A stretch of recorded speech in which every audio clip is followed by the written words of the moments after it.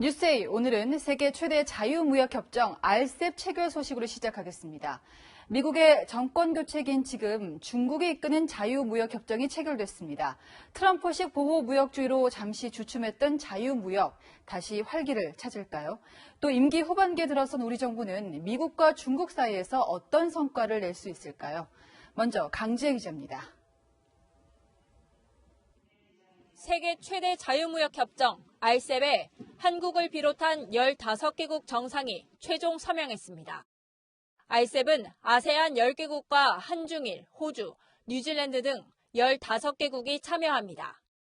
전 세계에서 인구와 GDP, 무역의 약 30%를 차지하는 세계 최대 FTA입니다.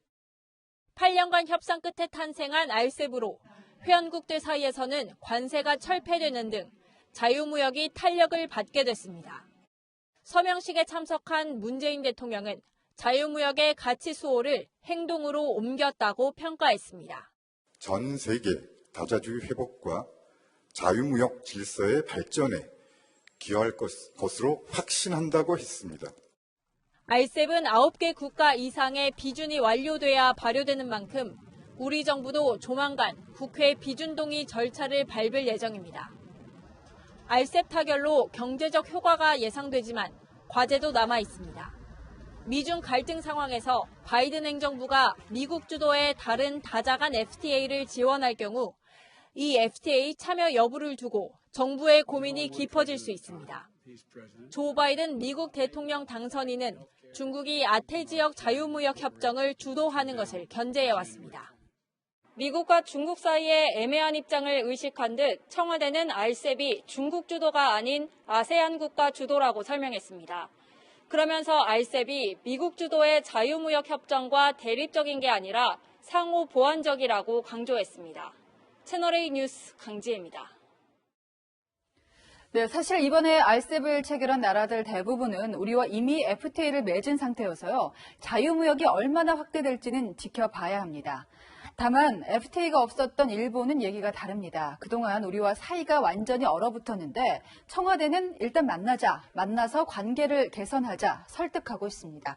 홍유라 기자입니다. 청와대가 스가 요시히데 일본 총리와의 한일 정상회담에 공을 들이고 있는 것으로 알려졌습니다.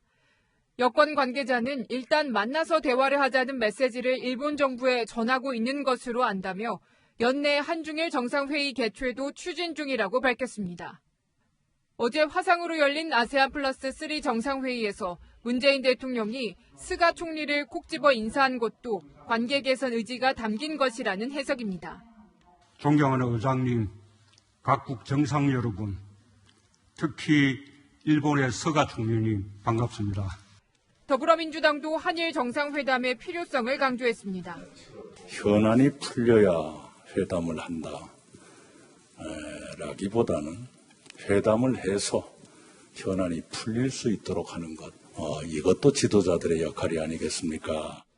청와대와 민주당은 민감한 현안인 강제징용 배상 문제 해결에 앞서 교류 협력부터 활성화하자는 분위기입니다. 일본의 일방적인 수출 규제를 풀고 관계를 복원해 외교적 성과로 이어지게 하겠다는 뜻으로 풀이됩니다. 일본 정부는 한일 정상회담에 대해 아직까지 구체적인 입장을 내놓지 않고 있습니다. 채널A 뉴스 홍유라입니다. 네, 우리에게는 어떤 의미가 있을지 외교안보국제부의 김민지 기자가 나왔습니다. 자, 김 기자, RCEP, TPP 좀 어려운데요. 어떤 차이가 있습니까? 네, 둘 다 다자간 무역협정인데요. 먼저 준비된 그래픽 보면서 설명을 드리겠습니다. 오바마 전 대통령이 주도했던 TPP는 미국이 빠지고 일본 주도로 바뀌면서 CPTPP로 불리는데요. 교역량이나 인구 등만 비교해봐도 RCEP의 규모가 훨씬 큽니다. 이 RCEP은요, 애초에는 아세안 국가가 제안을 했지만요. 중국이 먼저 아시아 태평양 지역의 국가들의 경제 운전대를 잡고 나선 겁니다. 중국 매체들도요, 동아시아 경제통합 20년 역사 이래 가장 중요한 성과라며 대대적인 홍보에 나섰습니다. 네. 그렇다면 RCEP에 가입한 게 우리에게는 어떤 이득이 있을까요? 네, 이번 협정의 포인트는요, 최대 94%까지 국가별로 관세가 철폐된다는 겁니다. 완성차는 제외됐지만요, 에어백이나 안전벨트, 자동차 휠 같은 이 자동차 부품의 수출입 가격이 낮아지게 됩니다. 또 서비스 부문에선 온라인 게임이나 애니메이션 등을 추가로 개방해 아세안 지역에서 한류가 더 확산할 수 있습니다. 다만 쌀이나 마늘, 양파 같은 농산물은 민감한 품목으로 제외해서 가격을 보호했습니다. 또 일본 청주나 맥주, 우리 소주나 막걸리에 붙던 최고 30%의 관세는 15년에서 20년 사이에 단계적으로 폐지가 됩니다.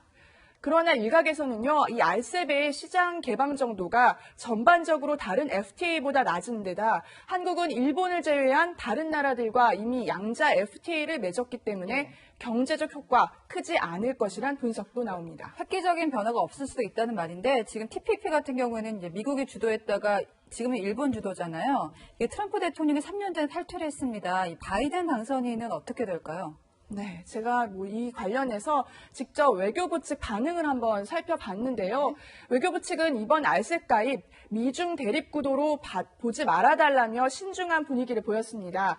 이 RCEP은 영내 경제 통합을 주도할 이 역량이 좀 부족했던 이 아세안 국가들을 대신해서 중국이 주도한 게 사실입니다.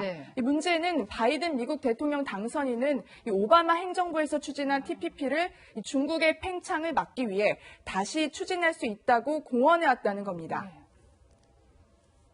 I'd renegotiate. We have to join with the 40% of the world that we had with us. 미국이 주도하는 자유무역협정, 중국이 주도하는 자유무역협정을 다 가입해야 되는 상황이 될 수도 있는데 우리 입장에서는 어떻게 대처해야 될까요?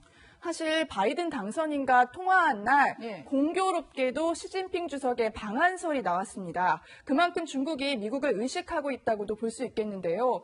일본처럼 RCEP과 CPTPP 양쪽 모두 가입하면서 경제적 이득을 취한 사례도 있기 때문에 참고할 만하겠습니다. 네, 지금까지 김민지 기자였습니다.